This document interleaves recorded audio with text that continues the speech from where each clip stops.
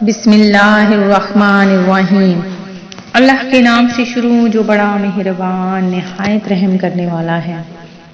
نون مذاہب چینل کی جانب سے تمام ناظرین کو السلام علیکم ورحمۃ اللہ وبرکاتہ۔ میں اپنا چینل نون مذاہب کی جانب سے آپ کے لیے آج ایک اور نیا وظیفہ لے کر حاضر ہوئی ہوں۔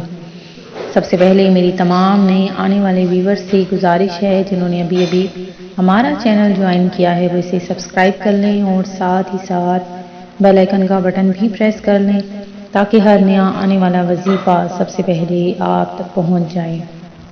ناظرین، جیسا کہ آپ سب جانتے ہیں کہ 2021 شروع ہو چکا ہے، تو اللہ تبارک و تعالیٰ سے میں دعا گو ہوں کہ آپ کا یہ 2021 کا سال بے تحاشا رزق کا سال ہو۔ نئے سال کی سب کو بہت زیادہ انتظار ہوتا ہے، سب یہی چاہتے ہیں کہ نیا سال آئے تو ہمارے لیے خوشیاں ہی خوشیاں لے کر آئے۔ تو اللہ تبارک و تعالیٰ آپ کی جھولیوں کو خوشیوں سے بھر دے، غموں کو آپ سے دور کر دے اور آپ کے لیے یہ سال سکھ کا سال ہو۔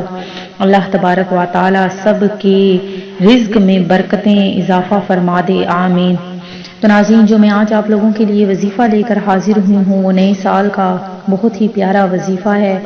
آپ نے اس کو ضرور کرنا ہے، بس 3 آپ نے تسبیحاں اس کی پڑھ لینی ہے تو انشاءاللہ عز و جل آپ کے لیے یہ سال برکتیں ہی برکتیں لٹائے گا اور آپ لوگوں کے لیے مال و دولت کا سبب بنے گا۔ مال و دولت کے حصول کے لیے یہ اسم بہت ہی مجرب ہے۔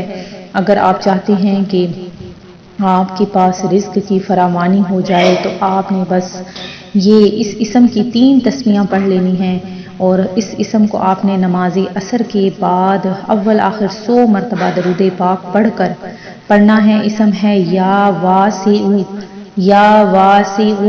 اس کو آپ نے صرف 3 اس کی تسبیحاں پڑھ لینی ہے۔ تسبیح آپ کی 100 دانوں کی ہونی چاہیے، تو یہ عدد 300 کا ہو جائے گا۔